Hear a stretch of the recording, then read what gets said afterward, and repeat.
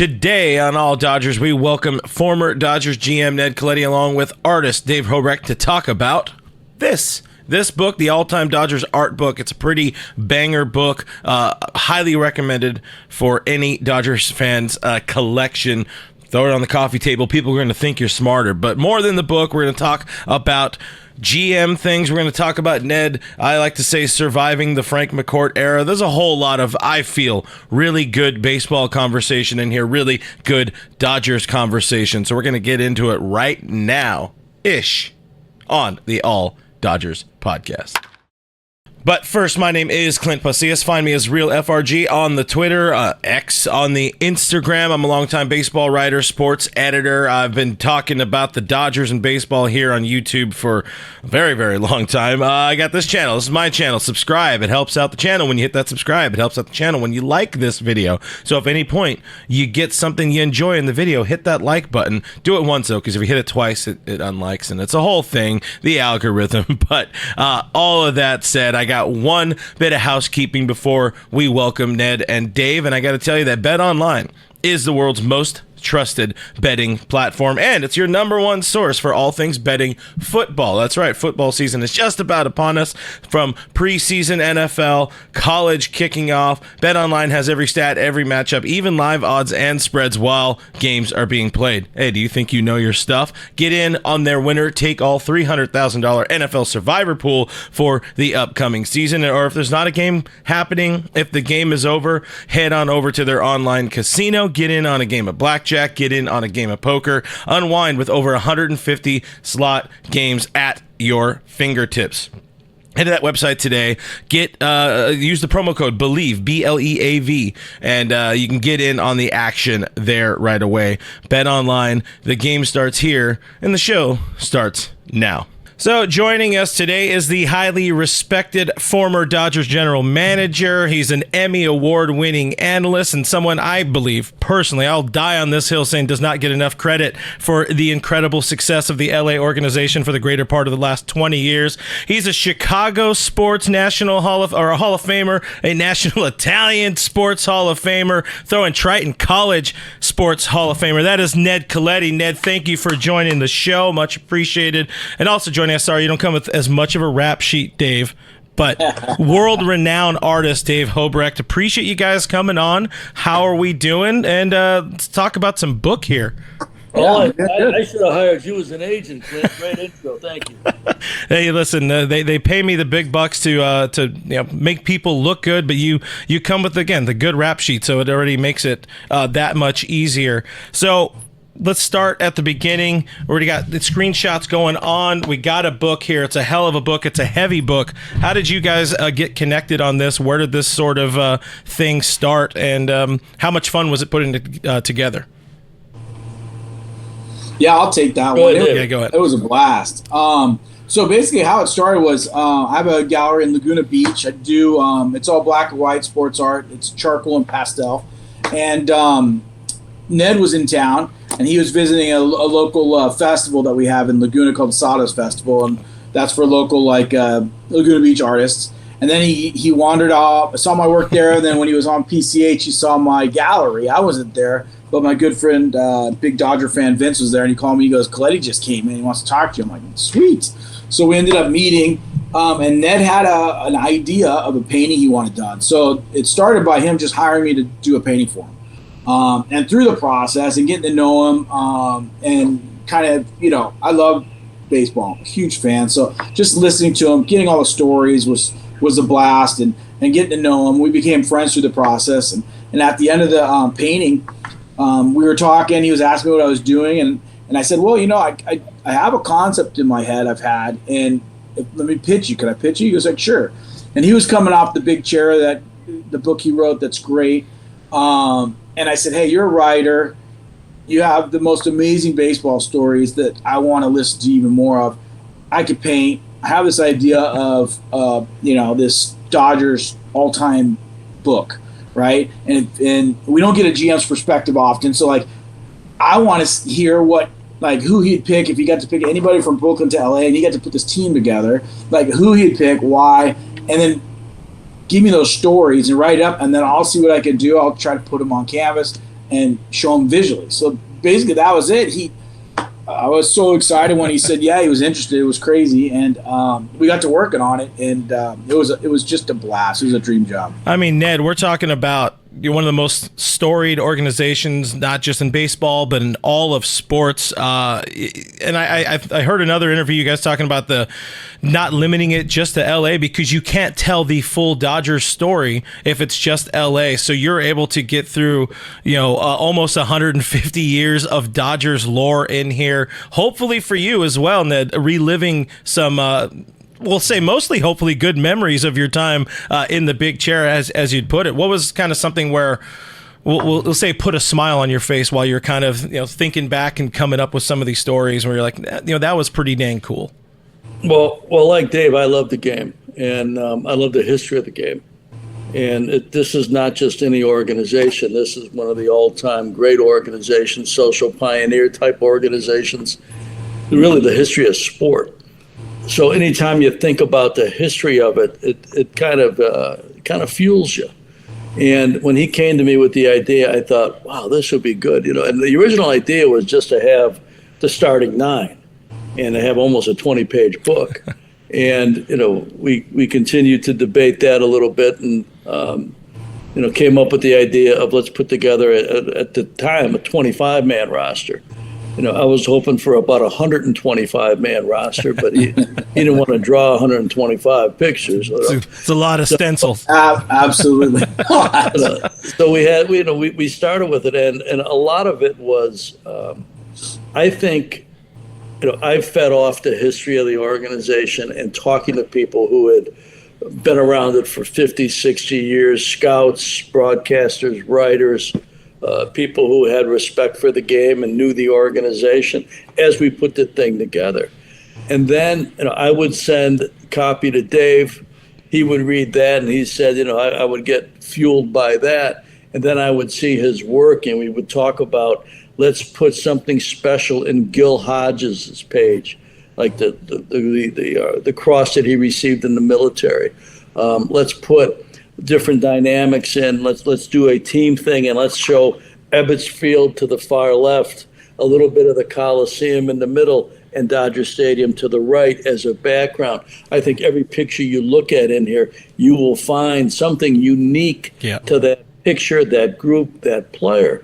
And I just thought that was so cool that we talked about that, and that he embraced that idea, and we both found ways to add something to the art that makes it unique. I don't think you're going to find, as you go through this book, I don't think you'll find one picture in this book that he drew that is taken from a photograph. These are all creative and imaginative, and that's like you're saying there, almost like the Easter eggs of each individual piece of work. It's impressive to kind of go through. Admittedly, I'm not a massive reader, but having it around, kind of thumbing through just the pictures. If somebody's an idiot like me who's like, oh, pretty pictures, whatever. You got a whole book of pretty pictures, and this thing is a banger to have on your coffee table for any Dodger fan there for sure. We'll dive a lot more into the book as we get through this, but anytime the internet age, people, you got the short attention span, so they're going to be like, hey, you got Ned Colletti there, you got to ask him some GM stuff. So I'm going to get through some GM stuff for sure, and then we'll get some more book in there. There's still plenty Dave coming up on this edition of the show, guys, I promise you. But I want to dive into the mind of the GM a little bit right now. We just had this with the Dodgers, one of the hardest parts of the job I could imagine. Conversations like the one they just had to have with Jason Hayward. Talk us through what something like that is like, the mood in the room, and just the toughness in a conversation with somebody as respected as Jason Hayward. Oh, those are not easy. They are, and I had my share through my time in the three places I've worked: Chicago, San Fran, and L.A. Very difficult. I think most players know it's coming or sense it's coming. And I think it is never easy, but I think it is easier when you've established, believe it or not, it's easier when you establish a relationship with the player so they know who you are, how you think. You're just not coming to have this type of conversation out of the blue. I'm sure Andrew and Jason have really gotten fairly close in the last couple of years, especially when you have somebody of his character, because you not only miss the ability to put him in the lineup, bring him in off the bench, put him in the outfield, but you miss who he is. Yeah. Because there's no sport, and I've been working in hockey for a handful of years now as well. And you follow every sport, people in every sport at some point in time. I don't think there's any sport like baseball in that demands so much on a daily basis. So the people you're sitting next to in that room, you either love them or you can't stand them. There's very few in between. And you all got to pull on the same side of the rope together.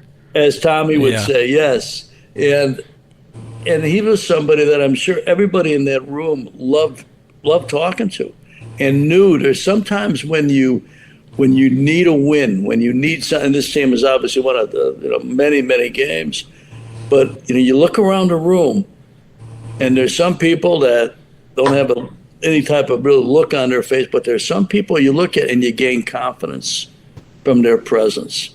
And I can bet that looking at Jason Hayward in that room, he exuded confidence, and people felt stronger with him present than not. But he also knows the rules. And as I found out, you only get 26 spots on the all-time roster. You only get 26 spots until you get to September 1st on the Major League roster. So these are tough calls. Yeah, absolutely. And I mean, it's all part of just this greater, what I'll call it, like a spin cycle of putting together a roster and your best people, and this comes with coaches, this comes with sometimes GMs, maybe new organizations, new leadership comes in, people don't quite fit into whatever their plan is. I'm taking the long route around to the next kind of setup here, because this was something kind of for me. I'm a big Ned Colletti fan. Some people might not understand, the product on the field that this organization has had over the last handful of years. It started with you. It started with a guy like this. And then, teams early in your tenure with this organization had built heavily, when guys like Dan Evans, Paul DePodesta even in there.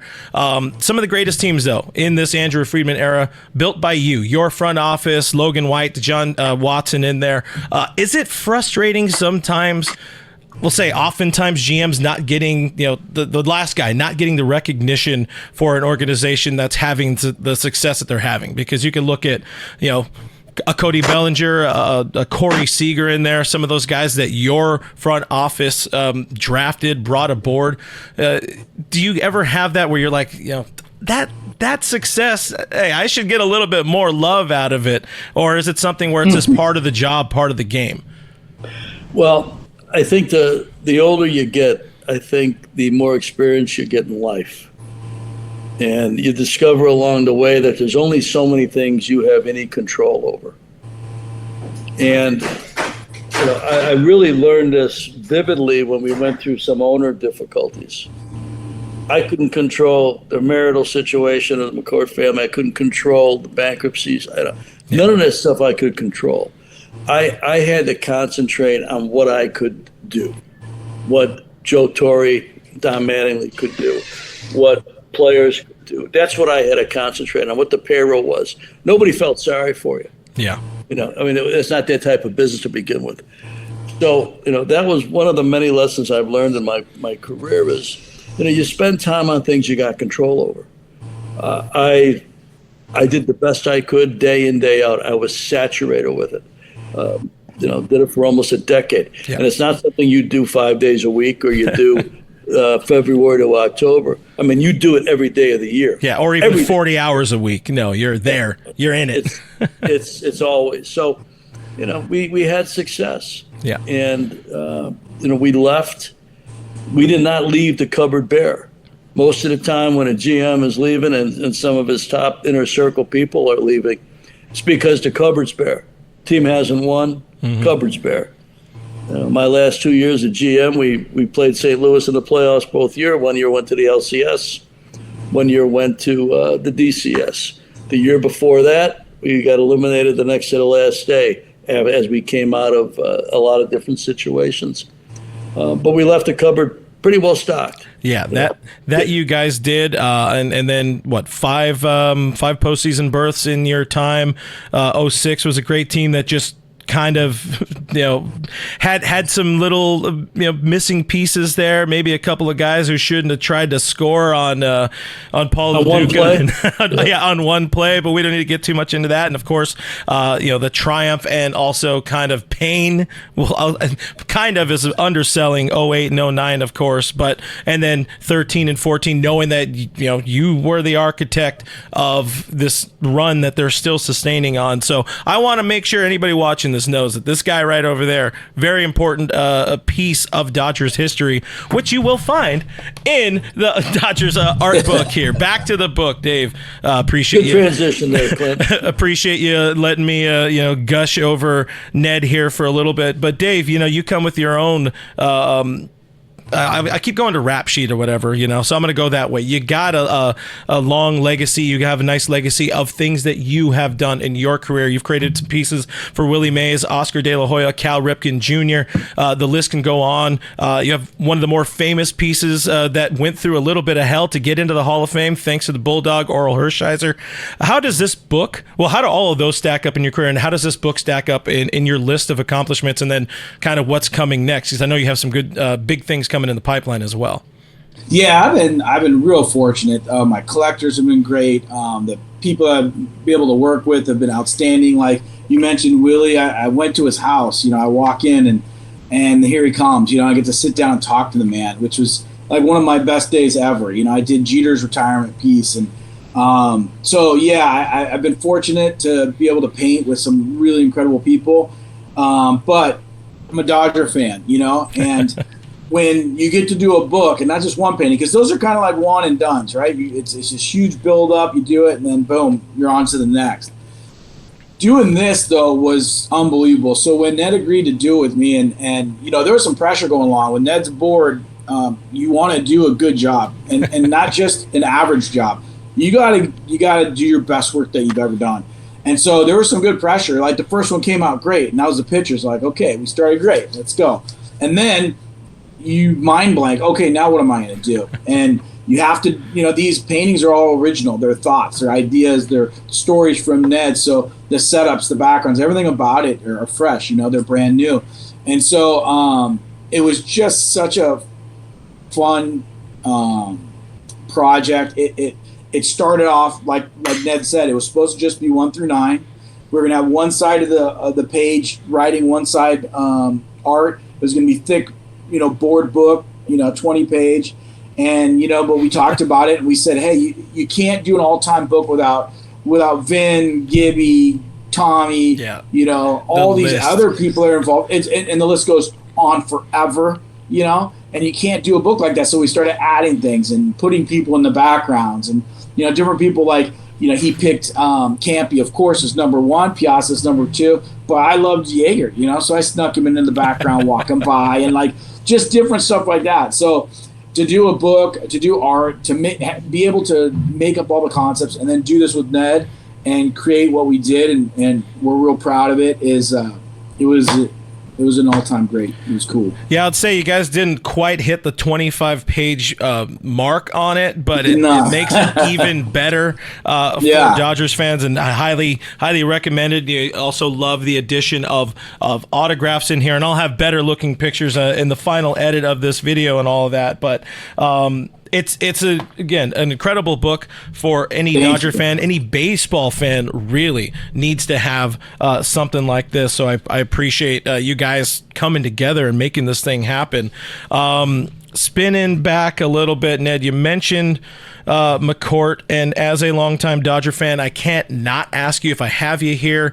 I was going to say, like, I don't know if you're more known with some of the younger fans that maybe have kind of latched on with the organization. If you're more known as your in your time as an analyst on SNLA, which I'll say a lot of fans very much still miss you there, or as a GM of the Dodgers, it's kind of different in the social media era because it wasn't around in those early years, or at least it wasn't as prevalent. But, you're definitely going to be the guy that's synonymous with the Frank McCourt era, working through that era, or some might say surviving at that era. When did things start to kind of change, the temperature change in that, evolving or devolving, and how did it affect the ability to do your job? Without throwing anybody majorly under the bus, obviously you got to keep. I never really looked at it that way. It's a challenging job to begin with, and there were times when it became more challenging. Maybe the most challenging time was when I had a chance against CC Sabathia, Casey Blake, and Jamie Carroll, and wasn't able to do it financially. And then a couple weeks later, we get Manny Ramirez, and we could have did all those deals. The prospects weren't intermixed between the two. But again, it's, who cares? At the end of the day, you're required and you're tasked with making something as good as you can make it. So that's what I did. Frank McCourt, a lot of people, had nasty things to say from time to time. But I got to tell you, this guy taught me a lot. And I think as you get older in life, you seek mentors. You seek people who have wisdom to what they do. And then as you get to a certain age, you find yourself dispensing wisdom, but you can't really necessarily find somebody to give you the wisdom.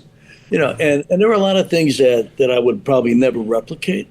But there's a lot of things that I was taught that I thought, wow, this is good. You talk about a negotiator, somebody who can negotiate. I don't know anybody better, including agents, because he wasn't sitting in a position of leverage most of the time, and sometimes created it himself. So, the lessons in life are many, and, something that I know for sure, and I don't know many things for sure, but I know that nobody really knows the full story on anything, especially when you're talking about entertainment or sport or whatever. People take guesses. People have different ideas. Oh, this is what they were thinking, but nobody really knows. And so, I would leave you with that. It was a great experience for me. Both ownership groups I worked for in LA, taught me a lot, including the current one with Stan and Mark Walter and Todd Bowley, taught me a lot. And, I continue to try to learn and gain experience even at this stage of life. But it was an honor to have the chance. And the team we inherited lost 91 games the year before. Yeah. You think the Dodgers today, a team losing 91 games, the 05 team I inherited, lost 91 games. Oh, yeah. Next year we won 88, and it's been pretty good ever since. But, you learn a lot, and people have been great. And it's one of the greatest honors of my life to have had a chance to work for the organization, both in the GM chair and also for the network. Yeah, I'll say, having lived that 2005 team and the false hope that many fans put on ourselves that it was, it could be a good ball club after 2004 finally making the postseason in almost a decade or whatever it was.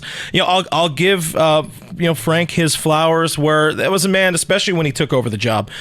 He bought the team. He wanted to win. He wanted to field a baseball club, but it came down to at some point, maybe it's Anthony Rendon might call it the Hollywood lifestyle, can kind of get in the way a little bit there, and also entering it knowing you're not as flush with capital as you need to be to run an organization. I mean, now it's insane, the money in the sport, but even so, I like to give Frank McCourt his flowers when they're due, and again, he wanted to build a club, and you guys did a hell of a job working with what you have, so fans very much appreciate that. Guys, I know we've been on for a while. I don't want to keep you all day, so we're going to get into some rapid fire here, mainly focused towards Ned. Sorry, Dave. Usually you know how these things go, but I know how it rolls. Exactly. But hey, again, I'm still gonna hawk and plug this book as much as I can because I think it's a banger. But Ned, quickly, best trade or free agent signing in your opinion that you ever made?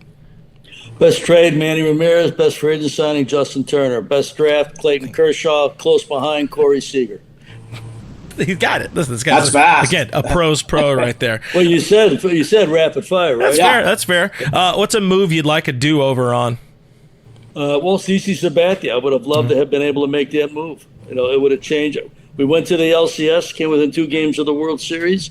We added Casey Blake, but you had Jamie Carroll, who could play all over the infield, and CC Sabathia, who would have moved to the top of our rotation. Yeah. And then you add Manny and Greg Maddux, which we did. Would have been a hell of a ball club move there. Dodgers fans also, I'm getting a survey right now, they also would have accepted Andrew Jones, but who would have known at that point in time? Oh, that was the worst. That one was rough, and then, not too far behind Jason Schmidt, but we tried. You worked with what you had at the time, and we appreciate you still putting together a winning ball club. On Jason Schmidt, though, in all due respect, when we did a physical on him, and we had seen him pitch the last games against us, he was fine. Whatever broke during the winter, broke. But we also recouped most of the salary through insurance. Oh, yeah, that's right.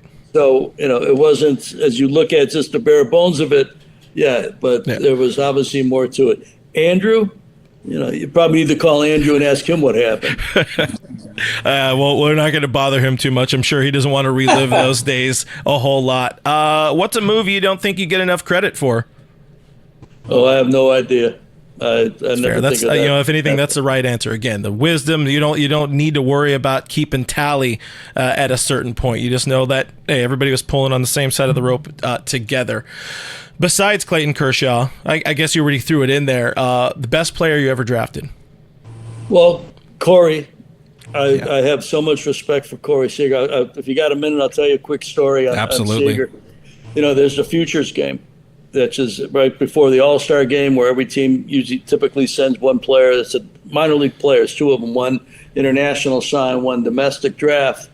And he was our selection from the domestic side. And so I called him. He's 18 years old. Called him, congratulated him, and a nice conversation. And he'd been in the game for about a year. And I said, look, I need to tell you something. You got a chance not just to be a big league player, but be a star, to be one of the best players. But you don't know yet what that's going to take. So I'm going to encourage you not to ever short it, not to ever think it's enough. Continue to be as good as you can be, strong as you can be on a daily basis. 4 or 5 years go by. I'm doing TV now. I'm walking underneath the stands to go out into the dugout to go out to do TV. And he's standing out there with Mike Fiore, who's one of his agents with the Scott Boras Corporation. So I stop and talk to Corey for a minute and Mike, and about ready to head off. And I say my goodbyes and turn around. I get about 10 steps away, and Corey goes, "Hey, Ned." I said, "Yeah, what's up?" He goes, "You remember the conversation we had 4 or 5 years ago about when you told me about the Futures game?" I said, "Oh yeah, I remember it vividly. Think about it a lot." And he goes, "I think about it every day." So, to me, an 18-year-old person who had the presence of mind to listen and all of that, and then take it to heart, to me is one of the most special stories I could tell anybody about a player. But that's who he is. Yeah, it remains a hell of a player, hell of a ball player. Unfortunately for the wrong organization, but always wishing the most success to Corey, Maddie, all their families, because there are always going to be Dodgers in our hearts. Yes. And amen. Yeah, absolutely. I mentioned, I took Clayton Kershaw out of that one, but you can't not also be defined by drafting the most surefire Hall of Famer, I would say, of the last 3 generations, Clayton Edward Kershaw.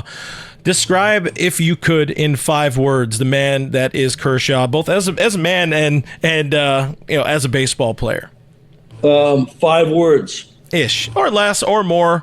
We're here for the anecdotes. I'm sure Dave's got to enjoy these as well. Ultra competitive. Tremendous husband and father. Champion. He hit right there. He hit the quota. Look at that. That's impressive right there. I appreciate that. You know what? I'm gonna spin this a little bit fun, because Dave, you had the pleasure of working with Ned on this stuff and kind of hearing his stories, his anecdotes about this organization, and kind of visualizing his anecdotes and stories and experiences. Yeah. What would you say Ned's legacy is in this organization? Oh, I think it's huge. Better be good, Dave. Yeah, better be good. Here comes the pressure. No, I think it's huge. But here's the deal: his humility is unbelievable, right? So I'm doing a painting. It's a locker room scene, right? And it's got a bunch of people in there. It's Tommy and Alston. They're running the show. And there's people hidden in there. Babe Ruth, when he was the first base coach. Yeah. Dr. Job, and there's like all the players. You got DeRocher in the background. And I threw Ned in there kind of hanging out, right? And then I get a call, and it's Ned. There it is. I love that piece. Yeah. It's a great and I get a call from Ned. He's like, hey, because I would show him different drafts and different things. And he's like, hey, take me out. And I'm like, no. I'm not taking you out. And he's like, just take me out. Listen, I'm writing the book. I don't want to be in the book. And he did that on 2 occasions. I lost one argument because sometimes you just have to lose it with Ned. You just get fined. But I said, no, you're staying in there. And it's just the way the guy is, the way he was to me, just, I'm a stranger. I just paint a picture for him. And just the way he treated me from that starting point to the end of the picture. I loved his detail and all that. But just the way he treated people, or he treated people that came into the store when he was there, or people that he ran into. I just look at him as a human. His longevity in the sport is amazing. So, I just like the way he is, as a person.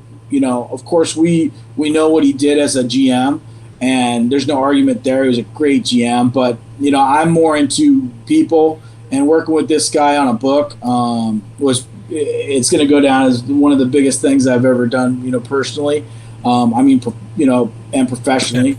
And it was just a blast. So yeah, the guy's great. Wealth of information, but a lot more of just being cool, just being a great dude. Can I say one thing, Clint? Yeah, absolutely. I'm the most blessed person I've ever met. I don't say that egotistically, but I've been blessed beyond measure. I'm a kid that grew up in a remodeled garage in Chicago, whose parents wanted me to go to college, but never knew anybody who'd gone.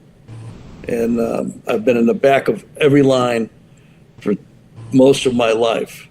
And so when I meet people and I have a chance to see them, I know their life didn't start that day. Their day didn't start that minute I said hello. So I try to be kind to everybody and try to be respectful of everybody, not knowing that I don't know. But I do know that where I come from, most people don't have the opportunity that I've had through the blessings of the life that I've had. And so that's how I look at it. And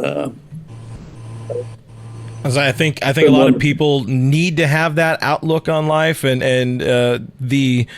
as Dave said, the very humble approach of it. I think people appreciate the hell out of you for having that kind of mentality, Ned, because, you've done a lot.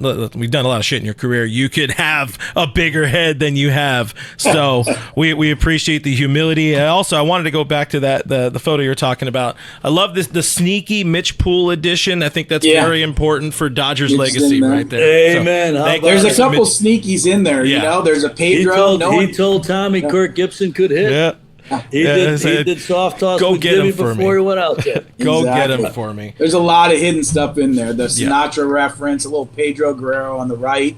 So there's a lot of fun little hidden ones in there. So people can check it out on their own. It comes in this big fancy cardboard box. I don't know if Dan sent me that one because I'm special, but it's pretty dang cool. And of course, you got the forward.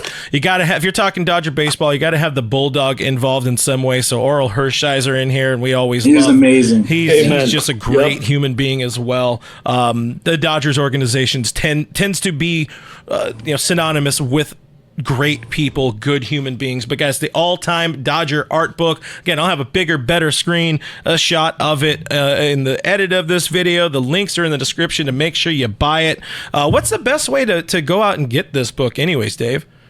A couple different ways. You could go thealltime.com. We love for you to go over to the Hall of Fame's website. You can buy it. If you're in Cooperstown, pick up a copy. If not, go on their website. Grab one there because, of course, supporting that organization is outstanding. You go to Barnes & Noble, you could go in the store and grab one, or you could go online. And then you could go to Legends Addict. We didn't talk about Oral too much. He wrote the foreword. He's an amazing guy. and just an unbelievable person. And of course, one of the moments we did is this 59 scoreless. You go to Legends Attic; they have copies there. They also have copies that are signed by Ned, Oral, and myself. There at Legends Attic. Hit them, and contact us anytime. We'd love for you to buy a copy, check it out, and let us know what you think. Gentlemen, I appreciate the time. I feel we could have probably talked about baseball and everything for another hour or something like that, but it's the middle of the day on the Friday. You guys got to go out, get your Friday drinks in and all that. But Ned, Dave, I appreciate the time. Hopefully we could talk again at some point in the future, whether it's about baseball or whether it's about another book or whatever it may be. But appreciate the time, fellas. Thanks, Glenn. Thank you. It was awesome. Cheers. Thank you so much for the time and the comments. Yep. Yes, thank you so much. So again, we got to thank Ned and Dave for joining the show. It was a lot of fun for me. Maybe I went a little too hard in the paint in loving on Ned Colletti, but I will say it, scream it loud from the rooftops. That man doesn't get enough credit for the success this Dodgers organization has had for quite some time. Check out their new book, Get It Out of the Lighting, Dodgers Art Book, the all-time Dodgers Art Book. There's a lot of cool stuff in there. You got a forward by Oral Hershiser.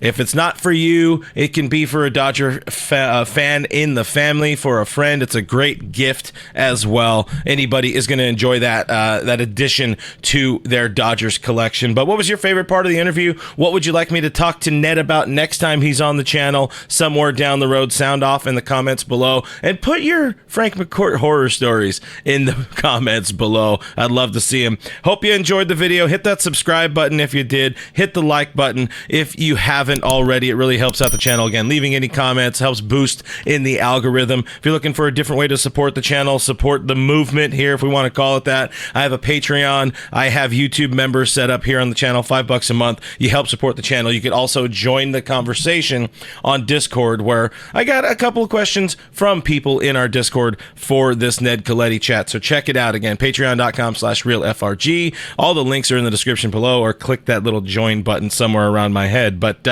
I'll see you on the next one. Okay, bye.